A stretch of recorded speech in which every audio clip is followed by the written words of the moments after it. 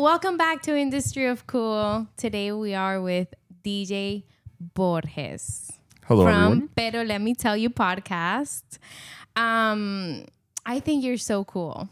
Since Well, thank you. I met you. Well, first of all, thank you for having me on your show. No, it's an I kind of secretly had wanted to be here since I first started watching your podcast. What was it, 3 months ago or something? Yeah, something like that. So, because I like what you do here. Oh, thank and you. it's very different than what we do. Yeah. So yeah. it's like you could have like in-depth conversations instead of like it.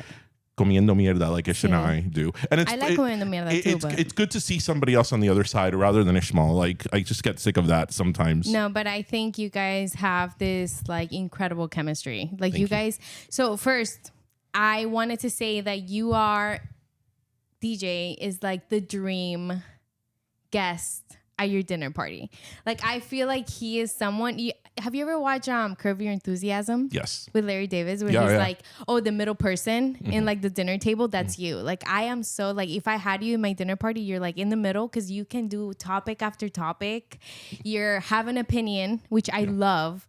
I think we live in a moment where like people are scared to say certain things. Absolutely. People are scared to really show authenticity sometimes. Like they're always worried about like, what are they going to say? Yeah. I don't see that in you. And it's so attractive to like, you know, I'm sure for your audience. Thank you. Because it's like, you can just say it without fear. Well, because I think it's all in how you say things, right? Like, Right. yes, I am very opinionated. I'm very opinionated, but you have to know when to say things and when you say certain things, how to say them, right? And I think sometimes people now just become very abrasive and very like, oh, I'm going to tell you how it is. It's like, you don't have to be a dick when you want to get your point across. Like you need to be thoughtful and mindful of the people around you and you got to read the room. Read the room. And you're really good at that. I try to. I mean, I'm sure there's moments that I fail, but you got to read the room. And, you know, and sometimes it's okay not to say anything. You know, I'm in many situations sometimes where I realize that maybe what I think about something is the minority. And it's like, you know what? We're not going to do this. Like, I'm not going to go down this road here because what's for? Like, I'm not going to change your mind. You're not going to change mine. So why are we even going to do this? But I think there's a certain thing about having discretion of knowing maybe when you could talk to people about certain things and they're going to be open to having a discussion. Right. To talk to people, not at people. Right. And I do think it's like so important to know that like no one's the same as you. Yeah. And it's okay. Like everyone has a different opinion and that's how we grow as human beings. I think just listening to each other because we're so quick to want to talk and we don't really listen. And I feel like maybe you are you're a host of Pero Let Me Tell You and you're also have guests on the show where you hangueando is yes, called? the hangueando. And you guys are so like what taught you to ask good questions? Well, my background is in law and psychology, so there you go. Right. So you know what questions to ask. I did the psychology thing for a while and then I went to law school and practiced law. Wow. So basically it's listening to people. Yeah. And you know, sometimes you just have to meet people where they're at. And I think that when part of maybe your professional job is listening to people, you become really good at it. And you start sort of putting whatever you think about something or your judgments at the door. Because it's like, this is not about me. This is about you. So if you're coming to my office to talk to me about something, and also I think it's the areas that I've done it in, because in both psychology and in law, people come to me when they're at their worst. Right? Whether they don't want to be judged. When they're at their worst, maybe emotionally, in the psychology part, and then in the law part, you know, when they have a legal problem, when they hit rock bottom, when they need to do bankruptcy, when they're losing their home, then, you know, they come to you sort of at their worst. So you have to be very, again, mindful of how you approach that person. I mean, listen, there's sometimes that I'm talking to people, I'm like thinking, I'm looking at them, I'm like, you're fucking full of BS. Like, I could just tell a mile away. Of course. But that's not most people. Most people really are genuine. I would say so. Yeah. Yeah. Especially once you open up with them. Actually, let's cheers. Let's cheers. We didn't cheer at the beginning of the show. So cheers. Thank you for my Arnold Palmer-ish. Yeah. And shout out to Hector on the other side Hector, there. my hubby. Shout out. There you go. Oh my gosh. I think you are such you have a voice. Thank you. When did you find that? Were you like this in school? Yes. You were always like, Yeah. does that come from your family? Would you say? Wow, this is going deep.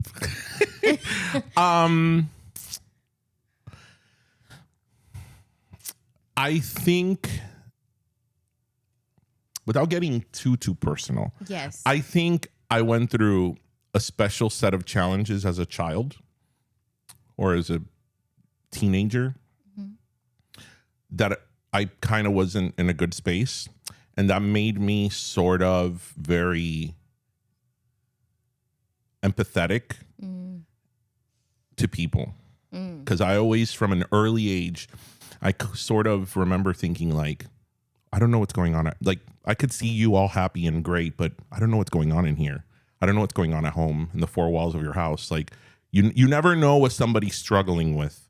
Yeah. And I was able always to pick up that as a kid, or as a very young person. Yeah. Like, you were talking to someone, you could feel like this not feel, but like that you would never know. Yeah. That you would never know, right? Because we sort of put a front to the world, right? Of course. And maybe the people that are the closest to you can tell, but I don't know. I've always been able to sort of, not that I would see you if I don't know you and think like, oh shit, there's something going on at home. But I know that what we see is not always what's the reality. And I kind of tapped into that from a very young age. And I also think that, and I guess it's just the way I'm wired, I think I'm rational to like a detriment. I think I'm very rational, and I always like to think like, okay, maybe I don't know everything here. Like, give you the benefit of the doubt. Maybe, there's your version, my version, and the truth in the middle. Like, always, yeah. Always. And I think that's done me well in life most of the time. Yeah, because you could also get like hurt. Yeah, and I'm not a hothead. Okay. That's not to say I haven't had hothead moments that I've been like, of course. But I'm generally not a hothead. In fact, when I'm really upset at something, that's when I become the most methodical and the most like measured, because I never want to be in a situation where I'm really upset and I say or do something that I will regret later. Because words sometimes hurt more than hitting someone. Yeah, because I could be saying something to you when we're in a good mood, or things are fine. I'll be like, stop fucking around, shut the fuck up. Something. Yeah. Can we curse in your show? Yeah. Because we can curse in pedo, but I could tell you, shut the fuck up. Yeah. But if we're having a fight or we're having a tenseful moment, that word now takes a completely different context. Completely. And I'm very, very measured. When I become upset at something, that is when I'm the most like, I sound like an attorney in a courtroom, like putting on a case. Like, I'm very like bullet pointed, methodical. Because again, I never want to be in a situation where later, when the dust settles, I'm like, shit, I shouldn't have said that. I should have never said that.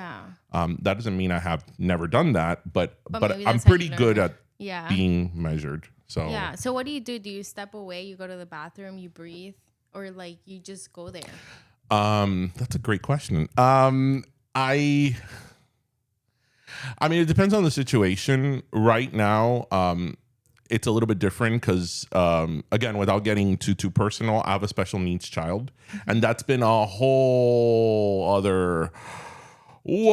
That's been a whole other layer and situation of me that I never. Just, you're never prepared for that. And I've had to like walk away a lot of times, which sometimes is not the best thing.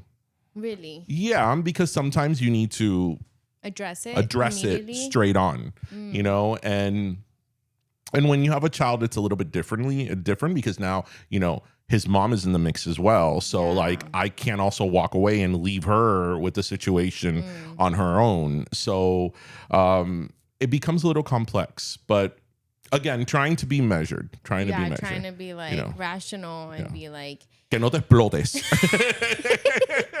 Which, I think especially in Latin culture, that's such a thing. Common. It's so Te common. explota, you know, and especially like the man, like the patriarch, you know, like se explota, tienes que tener miedo al padre, like, you know, deja que llegue tu papá, you know, like. Isn't that so hard when like they would lose their shit and then like act like nothing? So I was very fortunate that growing up, my dad is a very gentle soul. Really? That's not to say my dad doesn't get mad at shit. Like my dad like can explode. Yeah. But in terms of parenting, my mom was the tough one. Ooh. My dad was like, let's talk about this. So growing up, I didn't have so much that situation of like that I was afraid of my father. I was afraid of my mother. I used to call my mother Mike Tyson. I love that for her. And it's funny because now I see her with her grandkids and I'm like, who are you? Oh, yeah. Like what happened there? Like you used to beat the shit out of me. Like, like, and so now you're like giggling and like, ha, ha ha ha, look at you. You knocked something down while you're playing around. I'm like, what? I really feel like they just become that way with like age because they don't have the responsibility to like discipline our kids. I think grandparents, I think that's the best. The best. I think the love of a grandparent is the best. And I'm going to tell you why. Why? I was very lucky. I had two amazing grandmothers. Amazing. I was very fortunate. And my maternal grandmother, she passed away a couple of years ago. She was 94 and a half. So I can't be mad. Like we had her for a while. But that was a huge, huge blow to me that I still struggle with because she is the human being I've had the biggest connection with in this world. Like it was crazy, the connection I had with her. But the reason I say grandmothers or grandparents is because look, it doesn't matter how good you are with your husband or your wife or your partner. There's conflict in a relationship, right? It's just part of it. It's how you deal with that conflict, but there's always conflict. With your children, that's the greatest love you could feel as a human being is the love of your child. But you're gonna have conflicts with your child. I know you guys now have a baby, but trust me, my kid is 11. He's a terrorist. Like you know, I think about like look at the cute little. Trust me, there will be a day that you're gonna. Your kid. So there's conflict there. Even with your parents, like I have an amazing relationship with my parents, but my parents are my parents, right? And you're gonna fight with them, you're gonna disagree with them, all that. But the grandparents, you know, the grandparents are not your parents, so you don't have to fight with them. You know, they're not your kids. You don't govern them. They're just, it's like the best love. It's love without any conflict. The grandparents. I love like, don't you think so? Yeah, I completely agree. And it's such a nice life. Like I do think grandparents, their life extends. Like longevity wise, they get more like my great grandparents. Actually, you have your great grandparents around. Yeah. I have my great grandparents, thank God, and it's crazy. Their life has changed drastically, and you see them healthier. You see them move more, and that is what a child does to them. Wait, you have your great grandparents? Yeah. So your daughter, my mom, no, my daughter's great grandparents. Great grandparents. I was going to say, wow, your daughter has great grandparents. Like, whoa. I looked at Hector and he goes, not your great grandparents. No, my daughter's great grandparents. So my grandparents. Right. It's so beautiful because I can tell you were made out of love. Not to be so intense, but like I think you were born in with so much love around you.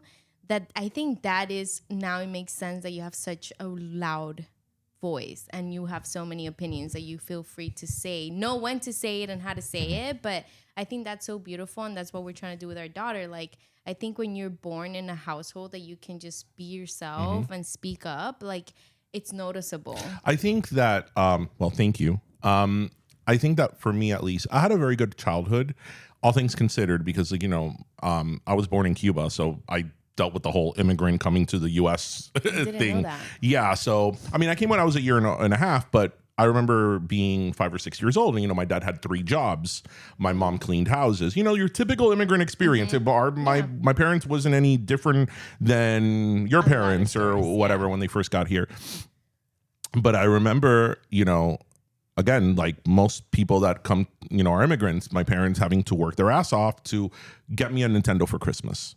Right. And again, I always understood that. Like Okay. I'll never forget when I got my Nintendo. And I'm older than you guys, so this was the original Nintendo, the one with the gun, with the orange gun. And like I remember my parents, like my mom cleaned like an extra house on Saturdays to make extra money to buy me the Nintendo. Like I remember, like for example, now I love Jordans. I have like, I don't know, 20 pairs, right? I remember when I got my first pair of Jordans, like they were $100. This was like a big deal because I understood the effort and sacrifice that my parents had to do in order to give me a pair of shoes. How did you understand that? Because I saw it and I understood it, and I wasn't entitled. I was very fortunate, like, so for example, that Nintendo, I remember I was never that kid that had like, 50 Nintendo games. I had like 3. Yeah. But what I would do is I would go to Blockbuster and rent them. Oh, Blockbuster, I missed that. So much. Kids will never understand how lit Blockbuster was on a Friday night. Yeah. But you always had that kid that had all these video games and all that. My parents couldn't spend $50, $60 on a video game cartridge, but they could take me to Nintendo to rent it. And you're fine with that. Yeah. Like you're okay with that. Like, and I got that from an early age. So I didn't feel that I was like deprived. I just, okay, well, I don't need 50 cartridges. I'll have 4 and, I'll go rent the rest and whatever. So, how do your parents feel about you having your own podcast now with Ish? So my parents, I think my parents don't truly understand what a podcast is because they still think, is it on the radio? And I'm like, it is, but it's not. Like kind of. It kind of is on the radio, but they're like, pero como Javier Romero. And I'm like, no. Javier Romero, Enrique Santo. I'm like, no, not like that. It's a podcast. Oh, that's hilarious. But the thing about my parents is, I don't know if you noticed, my parents have made a few appearances on the show because I call them live. What? No. Yeah, I think it was this season. This was hilarious, actually.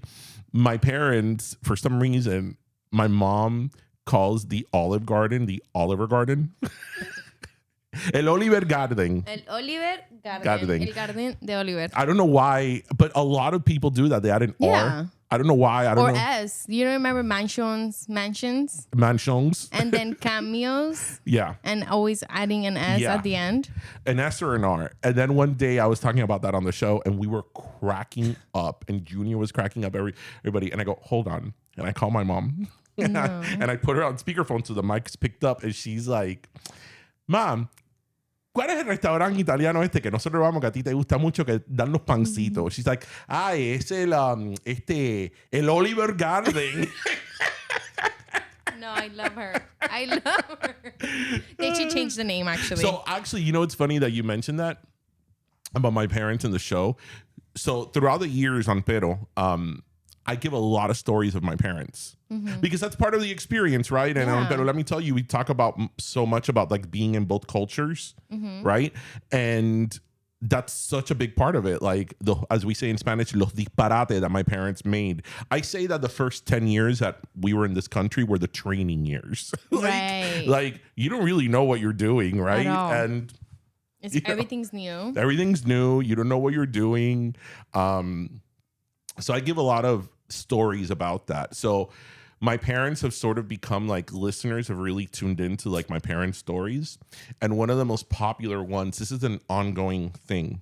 So I love Publix cake.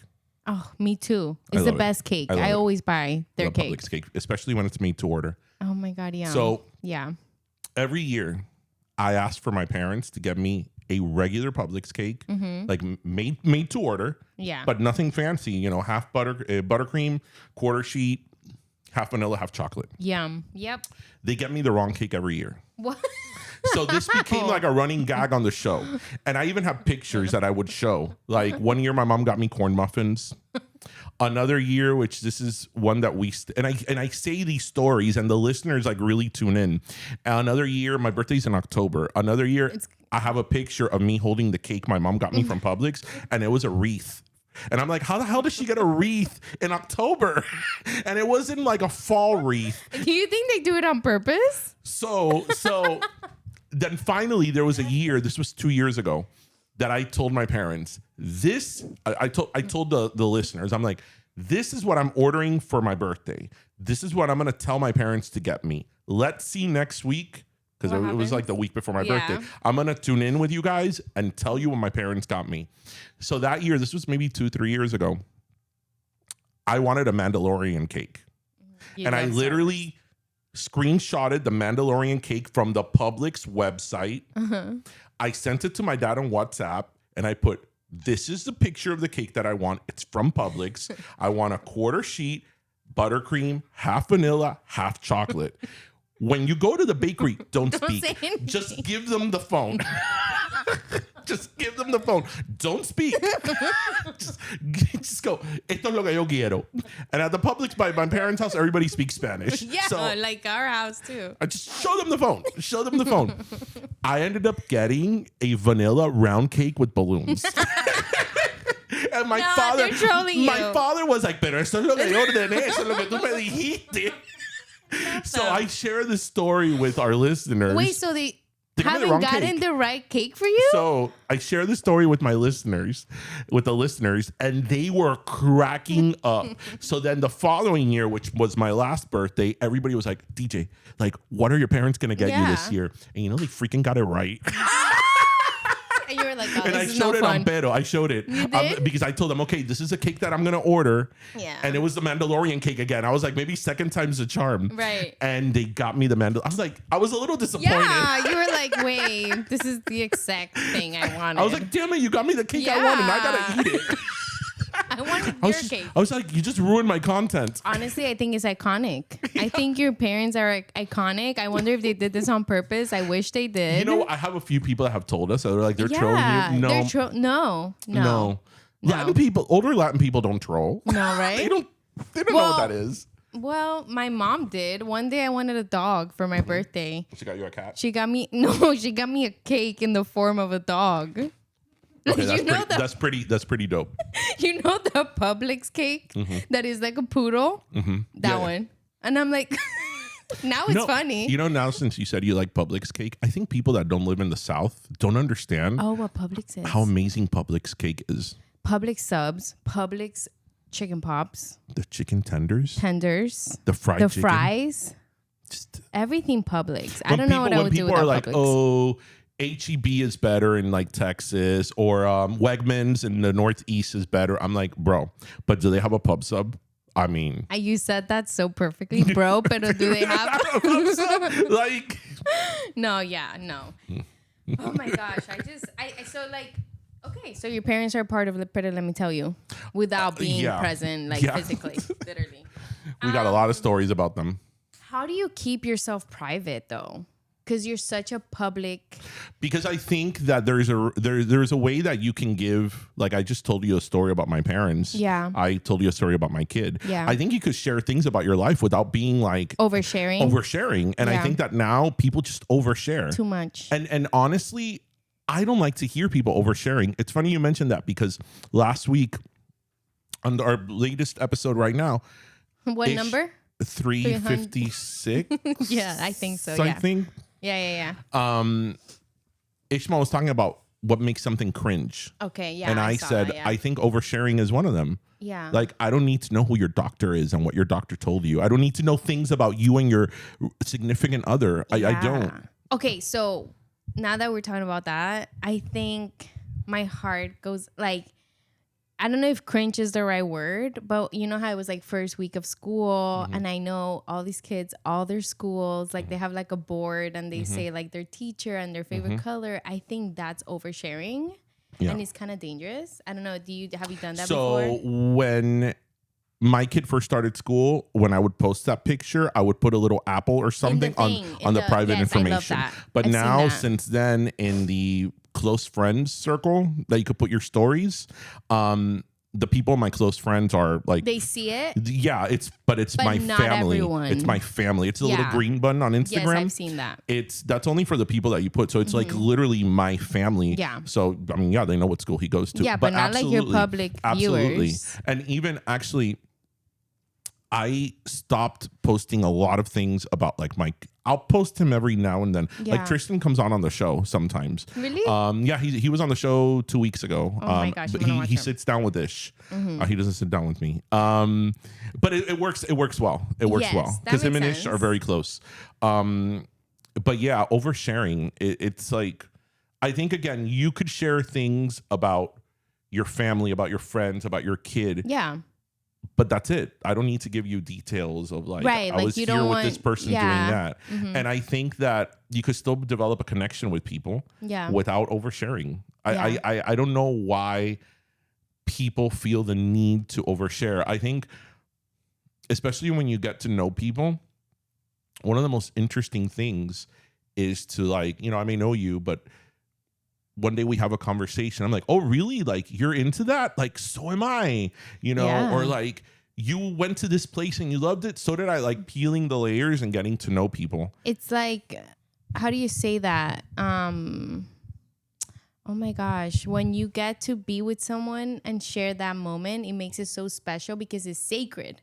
Like no one else knows about that. Even Hector and I, we've known each other for like 14 years. And there's still times where I'm like, you never told me that. Yeah. And what happened? And the details. Because I think human beings are mysterious. They're supposed to be, just have different worlds inside of them. And not everyone needs to know. And you see people on social media posting like what their secrets are and their intimacies and what, you know, things they are into sexually. And I'm like, oh no, why do you think that it's okay to share that?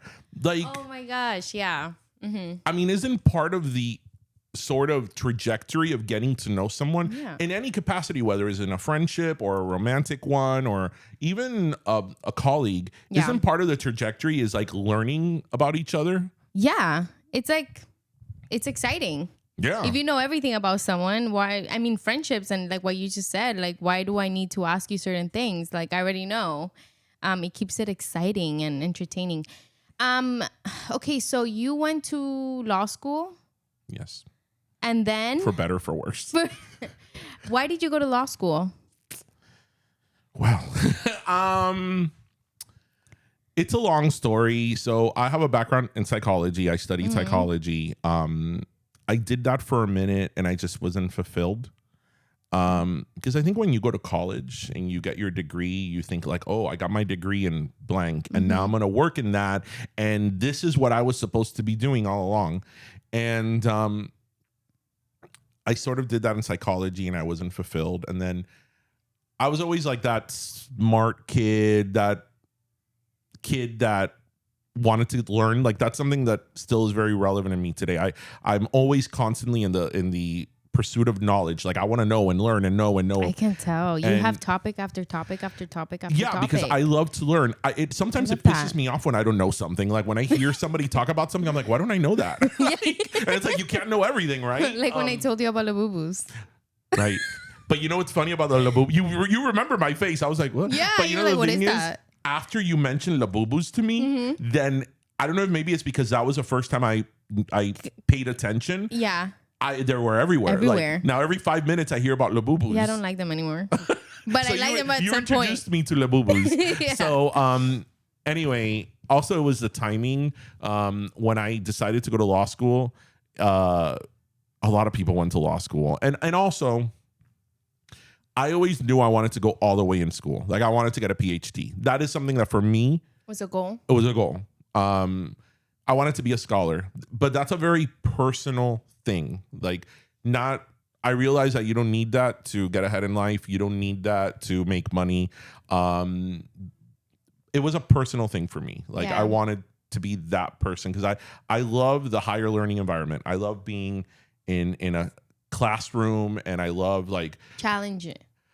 One of the most exciting things for me, especially when I was in law school, which I miss, was being in these huge classes and when a professor would call you and put you on your feet. Oh, I love that.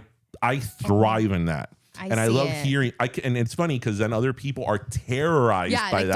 Don't look at me. And I would be that kid. I'm like, call me. I'm ready. Like, call me. I'm going. Like, put me in, coach. Call me, you son of a bitch. Like, I'm ready. Cats versus Illinois. You know, he reminds me of Raven.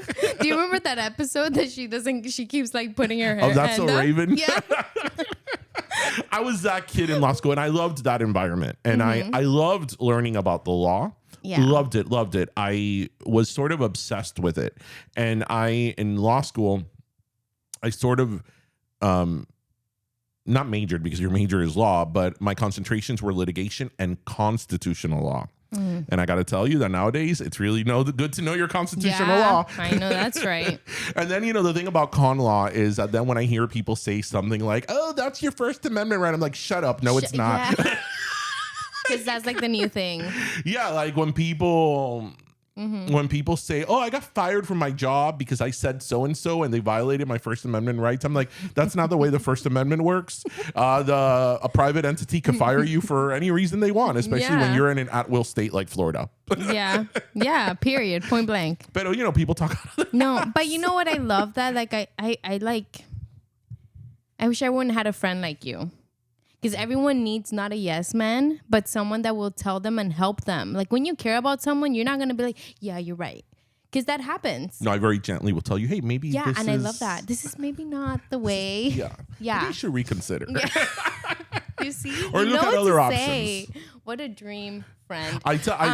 You know what's the worst insult somebody can give me? Is this I will share. If I'm going to take an opinion and a stance on something, it's because I know it. You're educated on it. I'm educated on it. I've read on it. I know it. Yeah. So when I may say something and maybe you have a difference of opinion of me and you're like, you don't know what you're talking about. I'm like.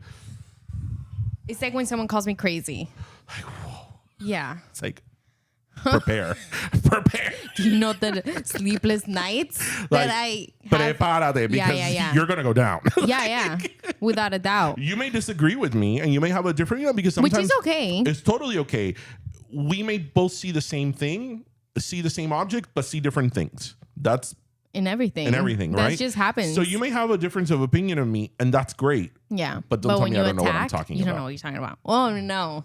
Tú no sabes de qué tú hablas. Wait, have you and Ish ever had a huge fight? No. Because you guys have an incredible chemistry. No. Like, I'm talking about, like, I love your show. I mean, you guys talk about everything and anything, and it goes, and like, from the beginning to the end, it's like, what are they going to say next? And I'm like, oh, and I'm like talking to myself because I'm like talking to you guys, but you guys don't hear me. But I'm like, and I'm sure everybody feels this way. So you've never fought with him? No. And we've been friends for 30 some years since we were little kids. We've never had a fight. I mean, there's been times that I wanted to like fucking decimate him. But no, and like, there's still times today that I look at him like, you stupid ass. Like, because him and I are very different. I mean, very different, but it goes. You would have never thought that we would be as close as we are. Wait. Okay, so you went to law school. Super long story short, how do you start this podcast? Are you still a lawyer? Yeah, I do other things. Okay. I do other things, but yeah, the law is still, I'm still in the law field. And you still do a podcast once a week? I still do the podcast. I have Ping Pam Pollo, my chicken wing business. You have what? Yeah, Ping Pam Pollo. Ping Pam Pollo. Okay. You don't know about Ping Pam Pollo? Oh my God, please tell me more. You've had our chicken, right, Hector? So Ping Pam Pollo started, so I cook really well. Okay. That sounded really... So I'm amazing. I went to Le Cordon Bleu, bro. Like, okay, there I wasn't modest or humble or all those things. I try to be se me fue. Okay, I could. Okay, so I was doing these chicken wings, and people are like, "Oh, these are the best chicken wings I've ever had." I'm like, whatever, and I kept getting the same comment, like, "Bro, these chicken wings are amazing." And then, to make a long story short, Steph Burger Beast is a very good friend of ours. Steph had our wings, and he's like, "These wings are really good." And Steph will tell you in your face if something sucks. He'll be like, "Esto es una mierda. Like, you're never gonna sell this." So, he told you. He told me these wings are really good, but you need a Miami centric flavor. So then I'm kind of like, what's Miami? Guava and cheese. Mm-hmm. I'm like, there isn't a guava and cheese wing. So I came up with a wing that's a guava glaze. So I toss the wings in a guava glaze, and I have a queso crema dipping sauce. So it's the flavors that you get in un pastelito de guayaba. No way. Or a timba shake. It's those flavors, guayaba y queso. And then I did a few rounds of tasting, and Seth had them again, and a few other like food influencers we know had them.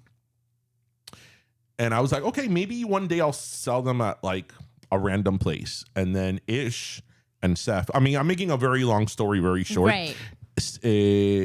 Ish and Seth were like, "Oh, by the way, you have a pop up in 3 weeks. We at Union Beer in 8th Street." RIP Union Beer. We miss you. At Union Beer, he's like, your pop up is in May. And I was like, I'm not ready. I can't do this. Like, are you kidding me? What? Like, what? Like, because I'm a perfectionist when it comes down to that. And then we sold out in less than 2 hours in our first pop up. And then one pop up turned into two turned into 3, and 2.5 years later, we have a residency at Bee Culture Brewery by the airport, where we're there 3 times a week. We're also working with another place that big news is coming soon. We won the South Beach Food and Wine Festival, the Grand Tasting. We were Yelp's best bite at the beach. What? And we won the Heritage Fire. So the Heritage Fire tour is funny because the South Beach Food and Wine Festival is a big deal. Like, we all know what that is. Of course. It's a really big deal. Like, there's international press there. It's all the best restaurants and all that. It's enormous.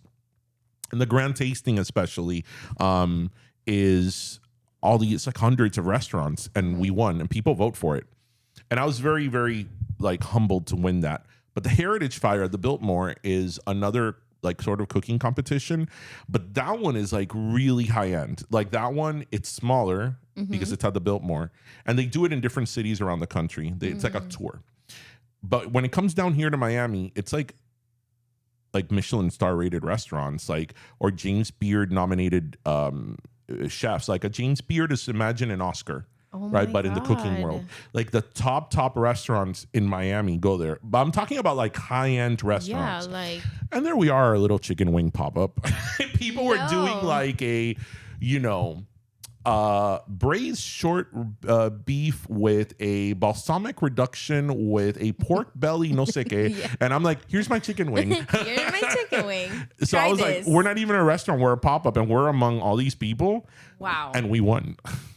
No. So when they called our name, because at Heritage Fire, they do announce the winner. Like, it's in person. Yeah, because people vote. Yeah, people vote, and then at the end, people are waiting for the winner.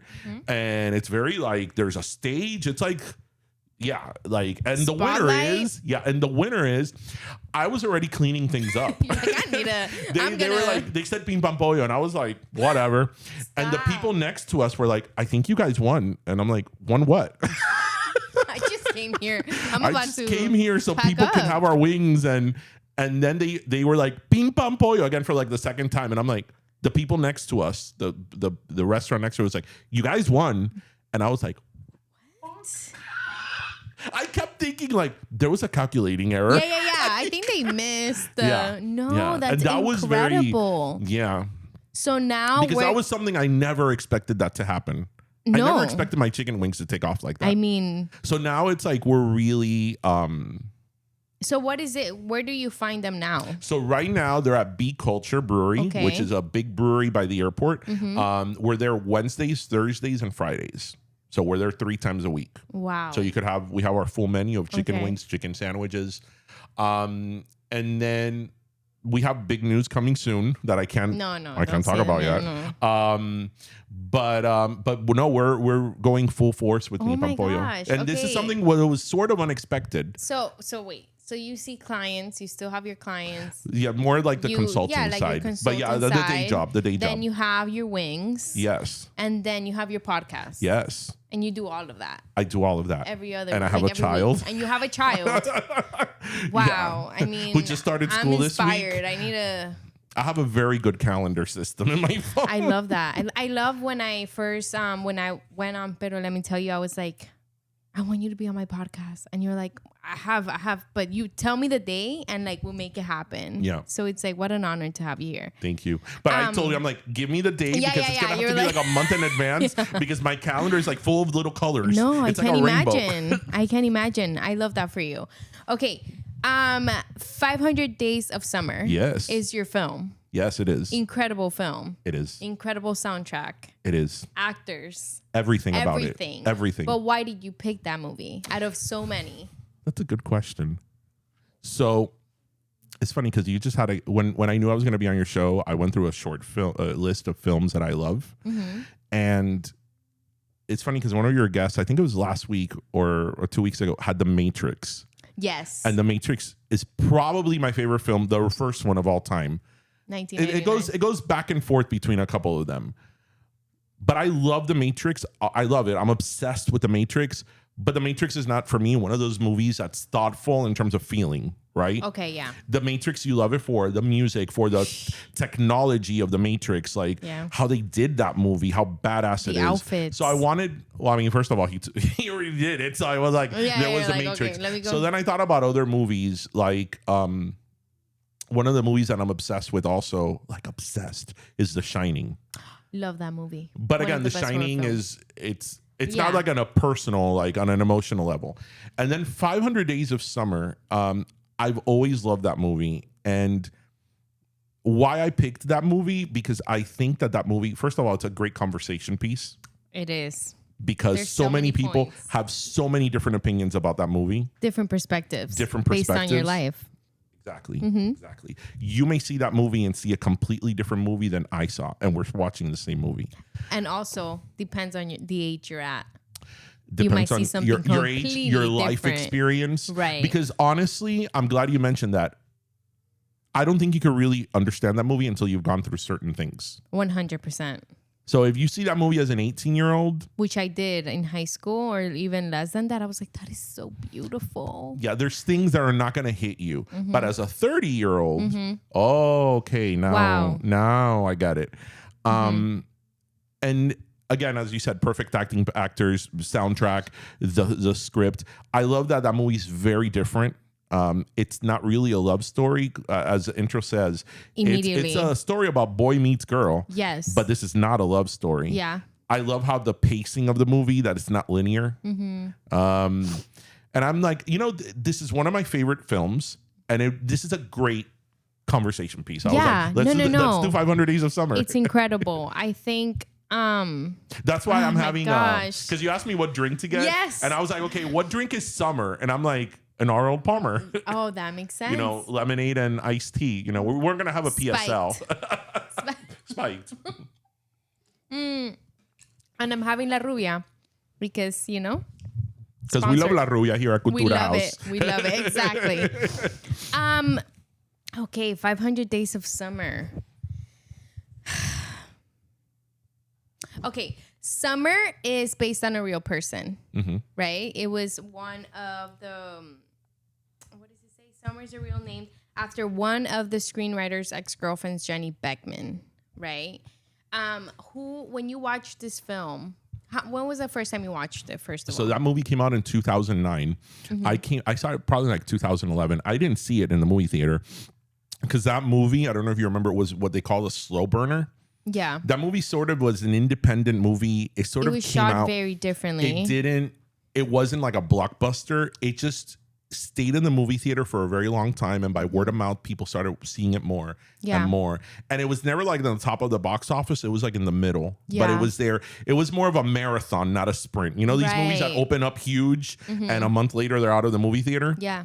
This was different. This was the opposite. This sort of was very slow. Yeah. And I remember... it started getting a lot of attention, and Zooey Deschanel sort of like people started talking about her. She looks so much like Katy Perry. But no, they look identical. She looks like one of my best friends. His wife looks like her a lot. Oh, she's beautiful. Yeah, wow. And especially then she had dark hair, and I'm like, coño, the three of you look like sisters. Like my friend's wife, Katy Perry, and Zooey Deschanel. They could do, yeah. And now I remember I think we watched it at home or something, like maybe a year or something after it came out. And I was like, what? Right? So this film actually is the director's first feature film. Oh, that I didn't know. Because before that, all he did was music videos. So that was like his first. And I think that's why it was such a different take on film, on cinematography. And also Zooey Deschanel, like the writers had her in mind when writing this character, but the studio had in mind to have Scarlett Johansson, or Rachel Bilson from The OC, to play her character. But of course they were like, no, Zoe's the one, and she really did such a great job at being she's not the villain, but I think he deserved better. And he's not the villain either. I think he just... I'm glad we're talking about who's the villain. Who is the villain? Okay, so I'll tell you this. You want to have this conversation now? I do. Okay, this early on in the movie. So I don't think there is a villain. And I'm going to tell you why. That movie is told from the perspective of Tom. Yeah. What about if we had 500 Days of Tom and it was told from the perspective of Summer? Yeah. So we hear his version of it, not hers. So I don't categorize either of them as a villain. I agree. And sometimes when I hear people say, "Oh, she's just a bitch," yeah, he was the good guy. I'm like, you totally missed the mark of the movie. It like went over you. Yeah, like, completely. Like completely. Like, and then I start questioning, like, what type of person are you? No, I agree. Even Joseph Gordon-Levitt, he said, Levitt. He said that he actually thinks, because I'm sure he's heard, I feel like that is his most popular film.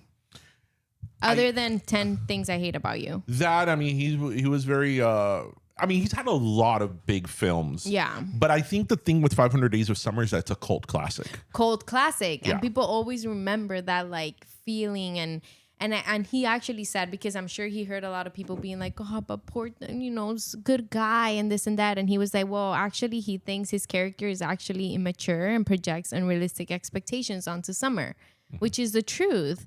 I mean, Summer from the beginning said, I don't want a boyfriend. She did, but she acted. She acted and she led him on too. Right. But that's why it's life. It's messy. Yeah. Because she was very honest with him. She was. But then she also acted sometimes against. Because come on, when you like someone and somebody knows they like you and you're at IKEA and you hold their hand and you pretend you're like living together in one of the rooms in IKEA, like what am I supposed to get out of that, right? You want a future with me. Yeah, it's like, oh, this is platonic completely. Like, come on. Actually, that scene was improvised. Really? The IKEA scenes. So that's one of the many things from that movie that I love are those small little things. The details. Because to me, part of being in a relationship with someone is not the big things. It's the small little things. Like we went to IKEA and hung out. We're doing mundane things like grocery shopping. Like, it's those small little mundane daily things that I think that when you're with somebody that you love or somebody that you just want to be around with, right, makes doing ordinary things like special almost. Yeah.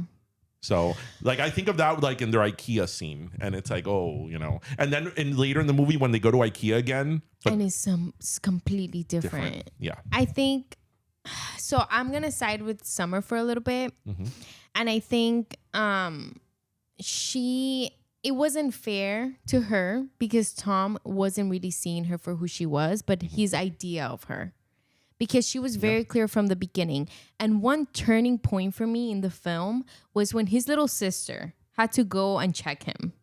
Mind you, when that's like not a good sign of maturity, I think. When absolutely. your little sister is being like, come on, get over it. Look, they both were good and they both were flawed. Yeah. No, I agree. Yeah. But isn't that how relationships go? Yeah. Isn't that all of us? Yeah. I think sometimes you meet people that shake you. I think Summer saw him for the best he could be. Like I think Summer really saw him. She did. Yeah, I think she saw him more than Tom because Tom was a hopeless romantic. It's interesting that you say that. And by the way, shout out for the Smith shirt. I love the Smiths. But if you know, you know from 500 Days of Summer. That's actually how they meet in the elevator. Yeah. That's what he was like, oh, she knows my... But like, for example, what you said that she saw him, she was always the one who was sort of pushing him to pursue architecture. Right? Nobody else had done that before. Exactly. So she saw him. There was purpose in their relationship. I think they had a relationship, whether they named it or not. Yeah, they were sleeping together. They were going to the movies. They were always together. But I think it was just not the right moment for them, and like that wasn't what Summer was looking for. Well, as she says to him at the end, as she says to him, "You were my right." God, that scene is heartbreaking. I still watch that scene, and it breaks me a little bit. It breaks me. It kills me. And you know what's messed up? So 2 years ago, I was in LA, in downtown LA, and I went to the bench. No. Yeah. I would love that. I went to the bench and I was like, bitch. No, what she says to him, what, I wasn't sure with you all along. Yeah. Can you imagine? That's like, what? Yeah. That line is like, take the dagger out of my heart. Yeah. Like that was killed him right there. Like every hope he had, I hope he completely like, you know. So how did you know you wanted to marry him? Because I was sure, you know. But also, I hated, no, that's a really strong word, but okay.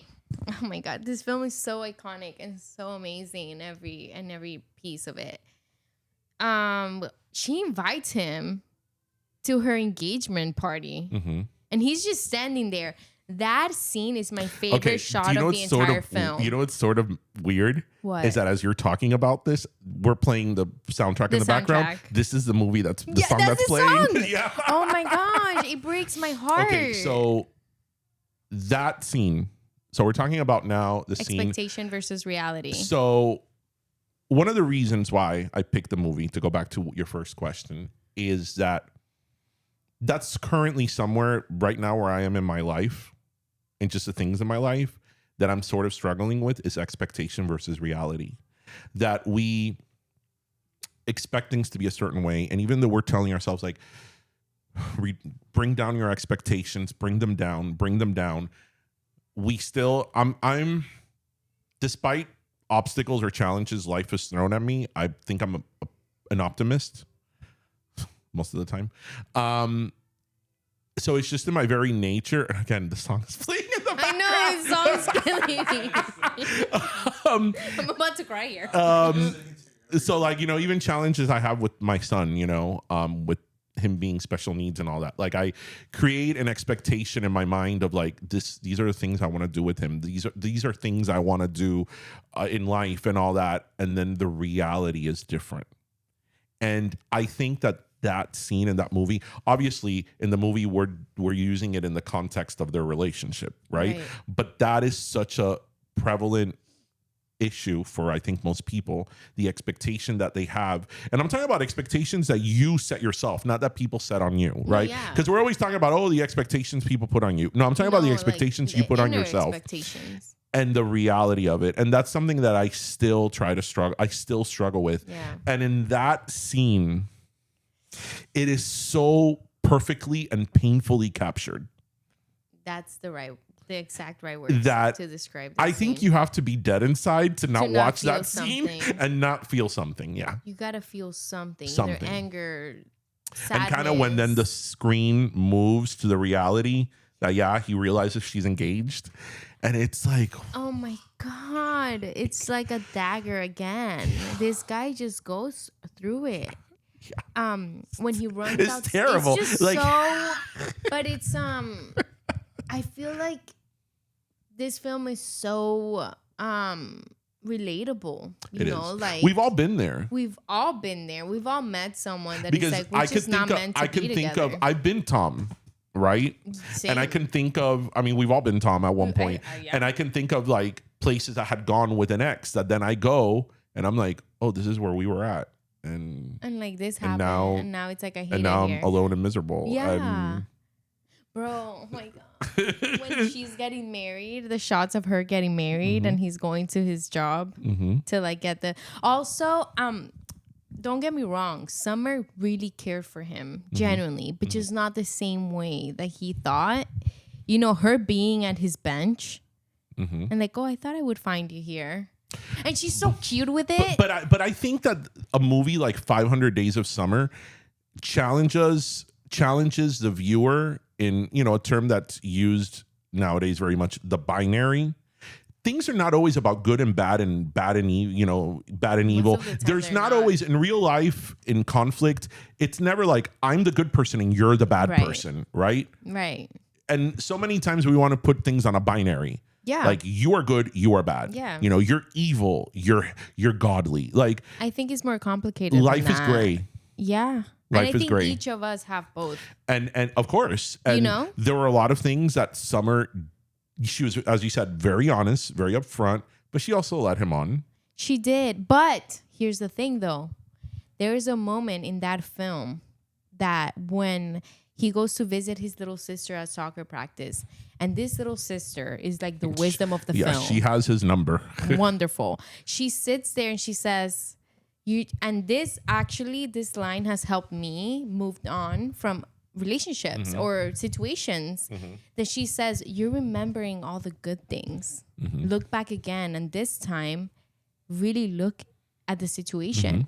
He goes back and he sees everything so different. Like what he thought at the disco place, like the karaoke place, the record place. No, the record store. place when they're looking at the yeah. She doesn't even hold his hand, and like she's literally in tears. And I'm sure wants to be asked like, what's wrong? And he's like, oh yeah, pancakes. Right. Like, bro. Well, but that's why I tell you that this movie is Tom's perspective. Right. They could have done a sequel. But then you see the reality, though. That could have been 500 Days of Tom. I mean, it's out there. I would have seen it. We should do it. They could still pull it off. They're still young enough to pull it off. But he actually was so like, and I think a lot of people have been Tom where they're like, no, like they mean this. But what they really mean is that they want to be with me because she's never told this story to anybody else but me. And like, I know she really wants me, but she's like torture or something. She doesn't believe in love. But again, I think it was one of those situations that like, she did lead him on, although she told him she didn't want a boyfriend in a relationship, but he also did put very high expectations on her. Yeah. And he wanted her to be something that maybe at that moment she wasn't or wasn't ready to be. Yeah. I love when they talk about their past relationships and she mentions like the first boyfriend, then she mentions the girlfriend. Yeah. And he's like, what? Sure. And then the Puma. Yeah. This film is such a roller coaster, and I'm sure it was for the actors as well, because actually this film was shot out of order. Well, the movie's out of order. Everything is just like upside down. Yeah. I can just imagine. And I think they both did I think something that Zoe has and Joseph, I'm like calling them like they're my friends. Zoe and Joe. They're my friends.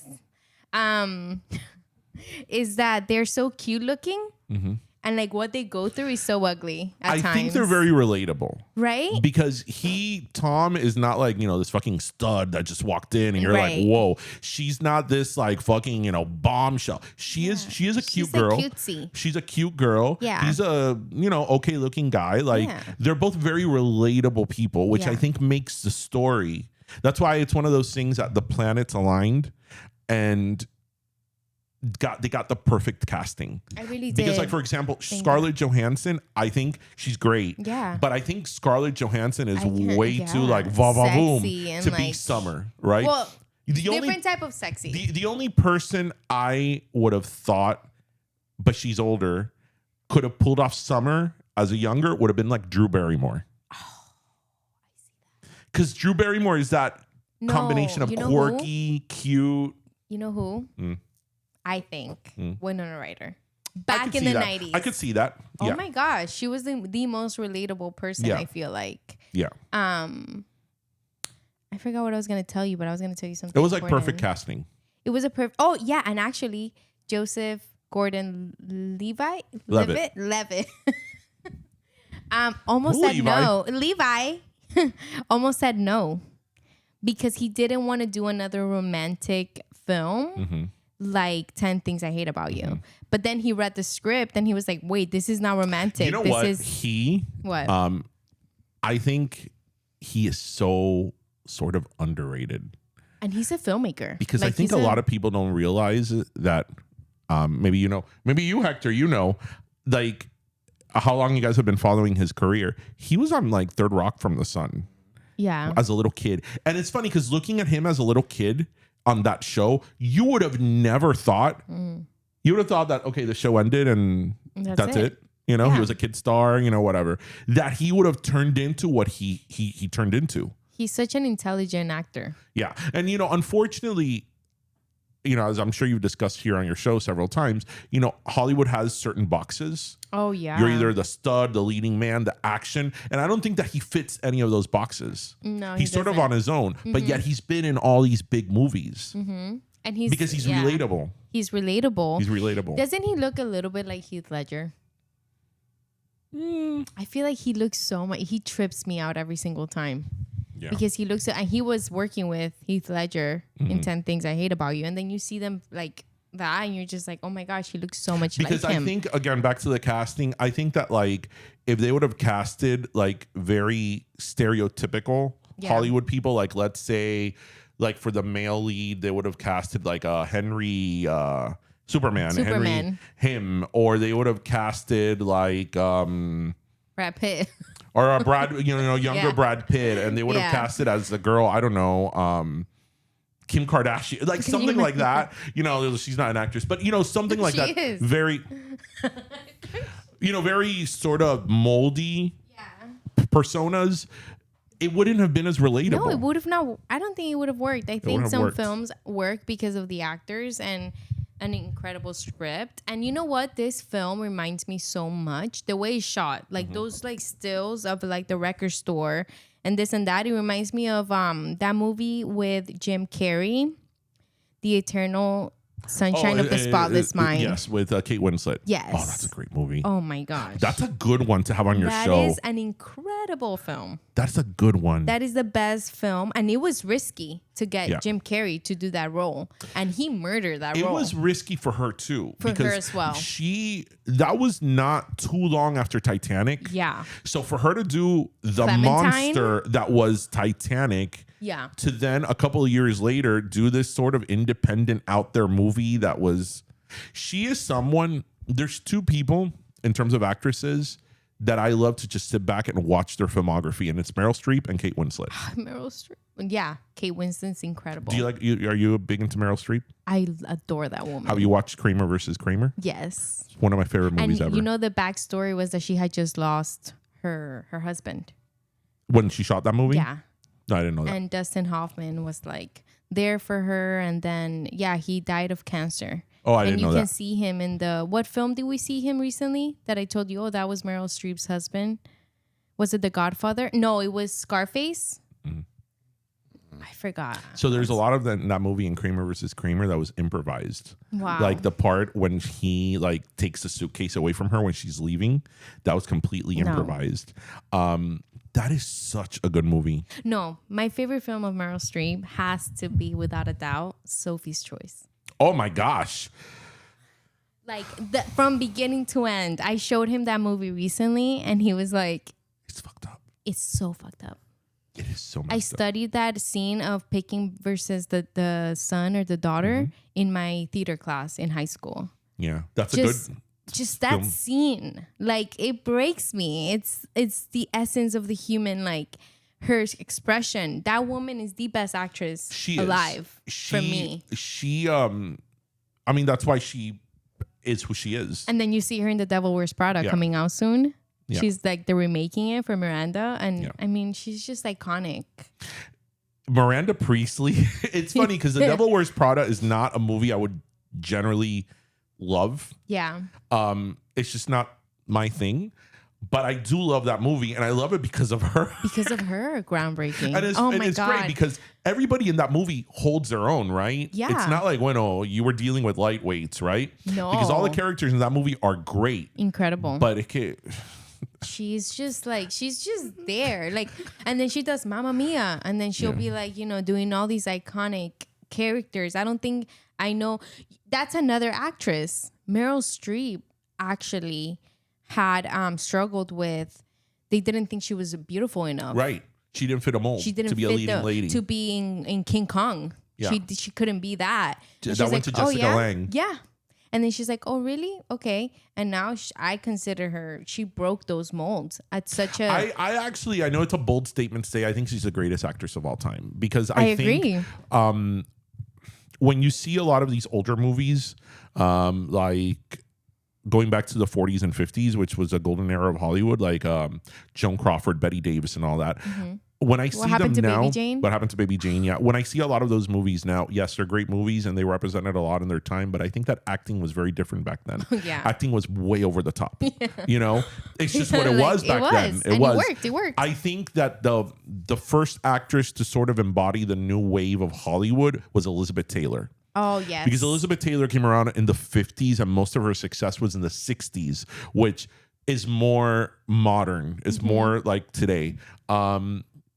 But when you think of all those actresses and then you compare Meryl Streep, just the body of work Meryl Streep has had. And the good thing about her is that she's done so many movies. So many. And she's a character actress. That's why a few years back, she did that movie called It's Complicated. Do you realize that's one of the few movies that she's done where she's not a character?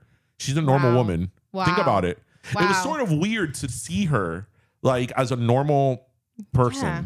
Right? Because she was Julia Child. She was from England. Margaret Thatcher. You know, she plays these big characters. Like, because she's so good at studying people. One of the most remarkable things I've heard about her, because you know she's very famous for her accents. She's incredible. Yes. So The Bridges of Madison County. That movie. She plays, that movie's here in the US, but she plays an Italian woman.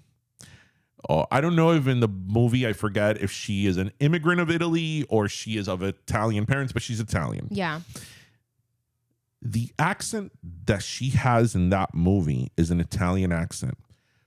But it's the Italian accent of this small town in Italy that has a dialect that's a little, like they say their A's different. Like I'm paraphrasing, but yeah, it's like she chose like it's a very particular accent, like that they only say certain things like that. And she picked up on that accent to bring it to the character in like Bridges it wasn't of just Italian. Yeah, it wasn't just from Italian. There. Right. It was from that town. And I think because she studies specific people, I really think she becomes them. And that's how I also feel about Kate Winslet. Oh, yes. Because you know what's funny? Yeah. Titanic is one of my favorite movies. Okay, because I love Titanic. So I'm a huge history buff of ocean liners and of ships and all that. So imagine when I went to see Titanic, what I was interested in was the ship. That was like I'm here for the ship. But I love, obviously, if you love movies, you have to love at least the cinematography of Titanic. Something from that film. What all the records it broke and the technology wise, it was like I believe it was the first movie that used CGI to the extent that it did, which is like the modern day CGI and all that. But Titanic, as much as I like the movie, is not, I would say, even in my top 5 Kate Winslet movies. Really? Yeah, because I think the Titanic, the role of Jack and Rose is not very deep. Yeah. Like that movie is not about the acting performances. No, it's about the whole Not to say that they weren't good. Or no, they were good, Like I thought Billy Zane killed the role of Cal. He was so good. But them, not so much. Yeah. But they actually did this movie. Did you ever see Revolutionary Road? I haven't seen that. Okay, you really... They work together again. So they work together again, Kate Winslet and Leonardo DiCaprio. I did know that. So Revolutionary Road is about... a sequel. Huh? It's the sequel to Titanic. It's a sequel to Titanic in suburban America in the 50s, where she's a housewife and he works in New York City. He goes in to work every day, and she's sort of like not content with her life. It's like an idealistic suburban life. I started that movie. Yes, Yeah. that she's the wife. Yeah, and then she doesn't want to have another child. Yes, and she does the abortion thing. Yeah. I saw that scene. It's great. And then she did this. I don't know if you've ever seen Finding Neverland. That it has to do with Peter Pan, with the man who wrote Peter Pan. Johnny Depp is in that movie, and so is she. She's great. Wow, what a treasure! Great. I need to see that. And then she did Quills with that. It was about the Sadi, the Marquis de Sadi, which was like a writer in mid-century England. Like she has she's another one that has this huge body of work that's There's a movie crazy. I want to watch with her that she did it with her daughter, I think, about phones, like about technology and the it's like a documentary. It's recent. It's like an indie film because she's very outspoken about not giving children phones so early because they get bullied like really, really bad. That's a fight I'm currently fighting. Really? Yeah, because the thing is that, segue into something else. No, I love it. My kid is 11 and he doesn't have a phone. I let him use either my phone or my office phone because I have an office cell phone, or sometimes he'll use his mom's phone. So if he wants to call his friends on WhatsApp while they're playing Roblox or something, it's fine. But in terms of him having a phone, no. And it's funny because I remember as young as like 7 years old, there were kids in his classroom that had phones and were on TikTok. And I'm like, you parent however you want to parent, but I just think that is, and the thing about kids and social media and phones, and I don't want to be that parent to like shield off my kid of things, but every survey and all the data and all the research that comes out talks about how the effects of social media on children, especially girls. Because of the body comparison, the bullying. There's a lot of pedophiles out there. Let's just start there. Like the pedophiles, and just like fun times if you have a kid. I know, great. I know. I agree though. I don't think kids should have a phone before 16 years old. It's funny because a couple of months ago or like a year ago, he was like, I want a phone. I'm like, you want a phone? Yeah, I want a phone. And then, te empiezan a chantajear. I'm like, well, what about if I have an emergency? I'm like, oh, you want a phone? Okay, so this is what we could do. Tomorrow we'll go to T-Mobile and I'll get you a flip phone. A Nokia. You can pick which color you want. And you can play the snake game. You could change your ringtones. That was my first phone. At 13 years old, I was playing Snake. And if you need to call us, you call us. Yeah, exactly. He's like, no. I tell him the same thing. I know that we have to go with the times and whatever. But I do feel like a kid, I've seen like you said, all the studies. And it's just not healthy overall for their mental health. For the bullying. Recently there was that series called Innocence about the kid who killed another little girl that he was being called at school. Yeah. Okay. So man. I only saw the first episode of that show because it was a little too much for me. It was a lot. By the end of that, I was and I don't know if it hit me because that little boy is more or less the same age as my kid. How old was he? He was like 8. He was very close in age to my kid. I know it, and that show was shot in a continuous sequence. Oh my gosh, no breaks. It was a little too intense. You never for me. Finished it? I only saw the first episode, and I remember watching it and thinking, like, this is a great work. Like, this is art. Like, this is amazing. Cinematography, incredible. What they did, and the fact that it was one take. But I'm like, this is a little heavy for me right now. Yeah, exactly. No, I agree. It was a little too much. I agree. It is. It is a lot. And, I mean, it's reality, but yeah. But it was shot in London, if I'm not wrong. Yeah, it was British. It was British. But what you were saying about like the bullying and all that, and the thing is that as a parent, there's just things that, as hip and cool as you may think you are, you're always going to be in the parent, and you're not going to know the in and outs of what the kids are doing. Because, for example, there's someone in my family that a while ago there was an issue of bullying where they were on Snapchat, and what they were doing is that they would have parties, and like the whole school or the whole class was on Snapchat. I go there. And what they would do is they would invite everybody through Snapchat, but now everybody know that they didn't invite you. Right? Cool, yeah. So if I wanted to invite everybody, but I didn't want to invite you, like I would invite everybody, but not you. So now everybody saw that you weren't invited. And it was done intentionally, right? Of course. So they would do stuff like that. And that's something that as a parent, even if you're up to date with technology, even if you're hip, that is something that's so nuanced that you're not going to catch it. You wouldn't catch it. So the answer is no Snapchat at all. Yeah. Or you have to be really on top of it. Can you imagine an 8-year-old or a 10-year-old with a top 8? Yeah. But they do it. They do it now with Snapchat. I didn't know that. That's so cruel. That's why I tell you. I remember there were kids in I remember when my kid finished second grade. They're 7. I remember when he finished second grade, there was like 2 or 3 kids in his class that he asked me that day for second grade. He asked me, can I take the office phone to work? Because I want to take videos. And I said, okay, to take videos, right? That my office cell phone doesn't have social media on it. And I said, sure. And he did take it just to take videos and pictures with his friends. It was the last day of school. But he filmed a few of them doing like a little dance because like 3 or 4 of them had TikTok in second grade. And they were doing TikTok challenges. That is insane. And yeah, it's all cute and all, but there's going to be a moment that the content is not going to be cute. No, I mean, the other day I was on TikTok and a freaking footage came out of 2 people in a game. I don't know if you heard about that. No. Doing something. Yeah. Yeah, man. And I'm like, what? Like a kid could be watching this, and out of nowhere they see that. This is good. I'm so glad. I'm so glad. Or was it you, Hector? Or was it both? He did it. He both of us. It was good. Team effort, teamwork makes the dream work. But anyway, no phones for our kids at all. I'm kidding. No. No, I'm not kidding. All right. So 500 days of summer. We gotta have a donut. Else? We gotta have a donut. Let's have a donut. Yes, donut. We have donuts here. Oh my god, it's so good. Wait.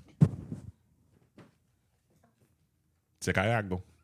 We were talking about Blockbuster, and we have a Blockbuster. I'm gonna get this one. I love it. I just took off my earring. Cool. We're having donuts here on I love Industry it. Cool. Let me have one. Hector, which one do you want? No, I'll have one after. Later? This segment is not brought to you by Krispy Kreme. No, it's not. Actually, this is the perfect time to do the game. Okay. I haven't had a donut in so long. What? It's so good. With beer. Delicious. Donuts and beer. We're starting new things here. I love it. New trends. Okay. I have a game for us. It's like a quick little fun game. It's like a rapid fire? Yeah, kind of. Okay. It's nostalgia trivia game. Okay. So I'm going to tell you this or that. This or that. That and this. Okay? So, MySpace or AOL? Oh my God. Okay. I can give you a straight. Okay. No, you have to pick. I'm kidding. I'm a little. Here I am explain. doing this, cleaning up myself on the side. Okay. I'm a few years older than you guys, so for me it will be AOL. Oh, okay. In fact, I still have my AOL. Actually, you talked about that in the last episode of Pero. I still have my AOL account. I do. My AOL email address that I took out. I took out when I was like 15. No. So it's been a while. So for nostalgic reasons, I would pick AOL. But man, what a time to be alive in MySpace. We all love Tom. We miss Tom. Yes. Tom was our first friend. Where's Tom? Tom is probably somewhere with the billions or millions that he made from selling MySpace to Justin Timberlake. What? He sold MySpace to Justin Timberlake. Did you know this? I think it was either to Justin or investors that were with Justin. Okay. Because MySpace there for a while was about music. After, MySpace fell. I love coding. We all know how to code. I'm going to pick MySpace over AOL, even though I was there at the beginning of AOL. Okay. And I went through the whole AOL of it all. I think if you're old enough to have been on MySpace, I think MySpace was a very special time because it was social media before we got nasty and salty. I love that. Yeah. And it was when people really wanted to share pictures. And then you were seeing people that you hadn't seen in years because it was like the first big social media app or program. When you would see people you went to high school that you hadn't seen in a while, or family members, ex-coworkers. So there was still sort of infancy, naiveness about MySpace, that it was still genuine. The pictures were iconic. People weren't out there to sell you something. People weren't out there to influence you. Branding. People weren't out there to fight. There were no robots. There were no bots. It was genuine, and it was for a very short amount of time. It was for like 2-3 years, and it was great. It was so amazing. And picking the song was my favorite thing. Man, we were all coders. What am I in? Hello. Matrix. So funny that you say that. My background, because I'm a Yankees fan, and during that time, the Yankees were on fire. So my background was the field at Yankee Stadium, and I'll never forget that for like a year, my song was "The Way I Are" by Timbaland. No. Iconic. What was your song? You know what? Maybe I don't remember that well. I wish I remembered, but I know that it was probably some emo stuff. I was very emotional. You're very emotional. Some like Band of Horses, like No One's Gonna Love You or something like that. The Smiths for sure, probably. Yeah. Can you believe one day we did our last coding and last top 8 and we didn't even know? You know the thing about MySpace to Facebook, it's that was all of a sudden. It's like just one day everybody joined Facebook. And I remember, and I don't say this now from the 2025 point of view, I remember going to Facebook and saying, why are we here? This is not better. Why did we go there? Why did we let people guide us into Facebook? I mean, remember when the biggest thing was like choosing your top 8? Yeah, it was the best thing ever. It was the best. Like, you went to school, you got into a fight with someone, you go home, I'm changing you to number 3. Right. You're but no I'm longer being number petty 2. right now. I'm being petty So as hell. MySpace all the way. We love you, Tom. Love you, Tom and your whiteboard. I know. Like, you know? We have a friend that's very gullible. And she believes anything you tell her. And one day we were all like, hey, you remember Tom from high school? And she's like, no. And I'm like, why do you think we're all friends with Tom? Tom went to high school with us. And she's like, I know, we're all friends with him. He's even my friend. He went to Southwest. I'm like, yeah, Tom went to Southwest. And she believed that Tom went to high school with us. She probably said that story to a lot of people. Yeah. Like, Tom went to my high school. Tom was our first friend. No, Yeah. we let her know right away that Okay, we were joking with her, but we were messing with her. Okay. Cartoon Network or Nickelodeon? Nickelodeon. 100%. My dream as a kid was to be on Double Dare. Really? But then and to be on Family Double Dare, but my parents didn't speak English. I love that for you. I remember going to into Nickelodeon Studios at Universal Studios. Hector tells me about that every once in a month. You went, Hector? Yeah, I saw Keenan and Kel and Gullah Gullah Island live. Oh, if you were able to live that, I didn't what do a that. time to be Really? alive. Oh my No, God. I lived it through him. He tells me the details. And they had oh my God. Universal Studios in front of the building, they had the slime fountain that it would blow up, and you always wanted to be slimed. Fun fact, fun story. A couple of years ago, I went to Punta Cana with my kid, and when we went, he was really into SpongeBob. So we were staying in a resort in Punta Cana. We weren't staying at the Nickelodeon resort, but the Nickelodeon resort has a water park that you could go in and pay for if you're not staying at the resort. And he wanted to go. So we took a little day trip from the resort we were at to go to the Nickelodeon resort because it was like an hour away. So we go there and we get to the water park. In the water park, you had to pay to do this. They had a thing that would slime you and they would take a picture of you. When I tell you that I was like a little kid, you were like, me first, like doing the line. You see the video of me and I'm like, yes. And Tristan's like, what the hell's wrong with you? I'm like, you don't understand, Tristan. This is a childhood dream of mine. And you know what was so funny that I was noticing when the kids were getting slimed, because a lot of kids were getting slimed with the parents. The parents would be the ones getting excited because we all grew up on that generation of getting slimed. Right. I feel like having a kid, you get to live so many moments. Like if you're a little baby. You're just like so excited. You do. That in the video, because they take a video of you and they take a picture. And they do 3, 2, 1, and they slime you. You see me like this, and Tristan's like, "What's wrong with you?" And I was like, "Bro, this was a bucket list moment. I got slimed." 100%. Now I want to get slimed. How do we do that? Is it still happening? Yeah, this was a couple of years ago. I'm sure they're still around. Okay, Friends or Seinfeld? Friends all the way. Friends. Who is your favorite character? For sure, Ross. When I'm having a bad day, I look at Ross. My sandwich. My sandwich. What was the thing that he's like, I'm okay. I'm okay. I'm okay. Yeah. He like changes his voice. So you know what's funny about Friends? So I used to watch Friends when it was first on, right? Fun fact. The first year Friends came on, like the first and second year, I watched it. And then I didn't watch it for like 3 years. And I never realized why I stopped watching Friends. This is when it was on NBC, right? When it started. When it started. It was on for real.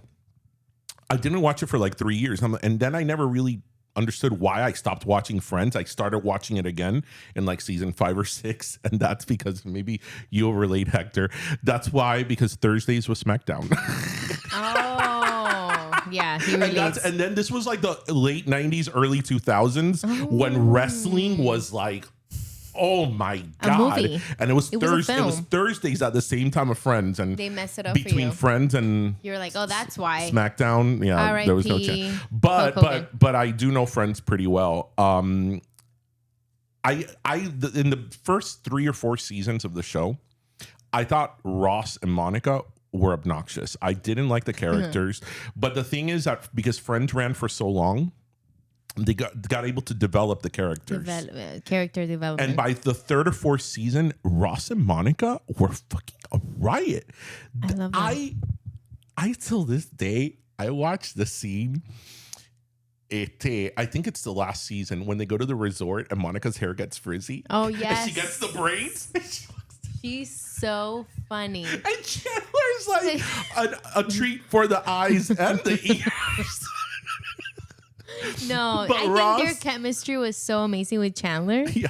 Oh my gosh. Yeah. It was great. And then Ross, what I loved about Ross is that Ross, I don't know if this was done intentionally by the writers or maybe because they started focusing on other characters for a few seasons. But after the whole thing with Ross and Emily, for like a couple of seasons there, Ross was a little crazy. Yeah. No, he was crazy. He was insane. I loved it. What did you do when he said Rachel at the altar? Do you remember that scene? Yeah, Watching I that for the first when it time? came out. Yeah, I think that the thing with Friends was that, I mean, this happens to any show. You knew Ross and Rachel were going to end up together, but then if you get them together too early, what do you do with them? Well, the show's done. Right. Yeah. Because the show wasn't about Ross and Rachel. It was about all six of them, but that was like the big story. Why were they the main characters though? Like, why do you think they popped so much? Well, I don't think they were the main characters. I think that because they, and again, I don't know if this was done strategically, because they kept putting off Ross and Rachel. They became It became bigger and bigger and bigger, right? And they kept, referencing we're on a break and all that. So were they on a break? I don't remember. Well, they were on a break. They were on a break, but I mean, I don't think he should have done what he did. Yeah. Agreed. I mean, technically they were on a break, but that doesn't mean go sleep around with everyone. Unless you discuss that, hey, we're on a break and we're going to see other people. Sleep around. Right. Right, in that little break. Unless those are your terms, but I don't think those were their terms. Yeah, no. Oh my gosh, what an iconic show. I've said iconic a lot of times in this show. Well, but you've talked about some iconic stuff. Right? I think that's why. It goes. So, 99 Jams or Power 96? Okay. Oh my God, that one's hard. Okay. So, Power 96 is Miami's radio station. Okay. We love Lucy Lopez. We were very fortunate to do a proclamation for her. She is iconic. She is. She's an icon. And if you talk about Miami, you have to talk about Power 96, but I love 99 Jams. Yes, I love the Power Love. No, it was Power Love Hour. Power 96. In 99 Jams, they had, hey, what's up? What's it gonna be? Can I get a little rhyme for your homie? I'll be. So I called in one time. No. And I said, I represent the East. I represent the West. I'm chilling here with my friends from Southwest. Oh, damn. You remember that. I love that. Because I went to Southwest High. Oh, shout out. Shout out to Southwest. Eagles. 99 Jams. 99 Jams. That's a hard one, though. Wasn't it? That's a hard one. I felt like it was going to be a hard one. What was your celebrity crush growing up? My first celebrity crush was Alyssa Milano on Who's the Boss. She's so beautiful. Yeah. Wait, Alyssa Milano is the one. Charmed. What a great show. You, I know her from Who's the Boss because I know her from Charmed. But for sure. In the 80s, she was from Who's the Boss. And then in the 90s, she did Charmed. But she was a big deal in the 80s. Yeah, she was huge. one of like the sex symbols, no? Yeah. She was a teenager. I mean, she's older than I am. Oh, but I remember being like 10 and being like, oh my God, like she's so cute. So like, cute. You know, as much as a 10-year-old can have a crush Of on course. someone. Yeah. What person from the 90s you couldn't stand? Like you'll watch it and you'll be like, oh my God, turn it off. I actually have never been a fan. Sorry. Of? Seinfeld. Really? No. Why? I don't shit on Seinfeld. Okay. I understand what Seinfeld is. Mm-hmm. I understand that it's a show about nothing. I get it. Mm-hmm. I get it. And I understand that you're not supposed to like any of those characters. They're not likable. But I just never... Seinfeld, I think, is one of those shows you either get or you don't get. And it's not that I didn't get it. I just didn't... Yeah, you're like, turn off. Yeah. Or switch channel. And yeah, I would say that. I also... There's a lot of songs from the 90s that I hate. Songs? Yeah. Like what? I really, really hate Who Let the Dogs Out. No, why? I really hate Scatman. Oh my goodness. Oh, they're awful songs. Let's not pretend that they're... But I feel like it takes me to a good like memory. They're nostalgic. They're nostalgic. Yeah. But let's not pretend that they're... like really well put together, you mean? Let's not pretend they're great songs. They're nostalgic. Not Grammys for them? I don't know about Grammys. I mean, give them a Grammy for being the underdog, no pun intended. Oh, that's a good one. I have the last one, and it's Café Bustelo or Café La Llave. Well, I have to say Café La Llave. Okay, I was tricking you. Now, fun fact. What? I don't drink coffee. Oh, yeah. You know what? I remember you telling me that, but now I see you drinking coffee. When? Like, it was just a cup? There's no coffee in there. The There's podcast? water. Oh, the first time I ever had coffee was on the show the first season. Really? We had the Colada Boys, which they don't do that much now, but the Colada Boys were really big about 6-7 years ago when we started the podcast, where they would go and rate. They were like coffee influencers, if you will. So they would go and rate like Cuban coffee around town, and they came to the show, and I had Cuban coffee for the first time. And what did you feel? I had it for the first time and the last time. I was done with it. I don't like coffee. Okay. I wish I liked coffee. I know. I wish I did. And I don't discriminate. I don't like any coffee. But I think that makes you unique because I don't meet a lot of people, especially in Miami, that they don't like coffee. So when I meet up with friends or whomever at a coffee shop, I'm like, so what smoothies do you have? What lemonade? Tea? What tea? What lemonade? What matcha tea? You like matcha tea? Yeah. It's good, I right? like chai and all that. Chai is my favorite one. Chai is like number one, then matcha. Yeah. And then the rest. Yeah, that's what I will be having at Starbucks. Oh, or the pink drink. But you have to say Café La Llave. Oh, we love Café La Llave. We love it. No, but actually Café La Llave, they're really cool people. Yeah. Like we've gotten to know them throughout the years and they're really, really cool people. So, I love that. We love Café La Llave. We love it. Okay. One last thing we're going to do in this show. What are we going to do? We are going to use this phone. Oh. Yeah. Yeah. This was the part that I knew she was. I for a second I forgot about the phone, although I know about the phone. You know what? I never forget. No, I'm kidding. I forgot about the phone once in one episode. El teléfono. El telefonito. And for the kids, this is a phone. This is a phone from 1985. This one's from 1985? Yeah, I remember I bought it from 1985. Okay. Alrighty. You weren't around in 1985, right? No. No, I wasn't. 1993 over here. But I was going to do a film, and then one of the scenes and the setup was in 1985. I got the phone, and then I never used it again, and then for the pod. So today, your son is going to call you when he graduates college. College or high school? College. Okay. And he asks you for life advice. What are you going to tell him? Oh, he just threw a curveball at me.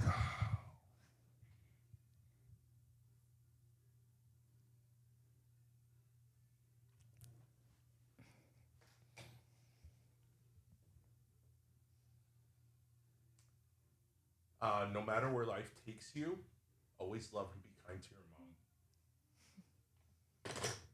mom. Oh, I love that so much. Why did you? Got him. Here, I thought I was gonna call my younger son. I knew it. That's what I thought you were gonna do, and I had thought about like 3 or 4 things I would tell my younger self. That was cruel what you just did on your show. That was cruel. That was like Hector when he came on. He was ready. He was like, "All right," and I'm like, "No, our daughter's gonna call you." And he's like, "What?" Oh man, you know what? I didn't. I watched your episode with Interstellar. I love the things, but I think I didn't watch the very end. Oh, you Damn see? It. Now you know because Damn you it. lived it. Me cogiste la baja. No, I loved it. That was so beautifully done. I want to thank you so much for being here with me today. It was good until the very end. Okay. He's like, never coming here again. It's so ridiculous when you're a parent, right? It's so ridiculous that when you start talking about your kids, it's even like if you're an automatic. angry at them, you're like, it doesn't matter. Have something like that. It's like, yeah, no.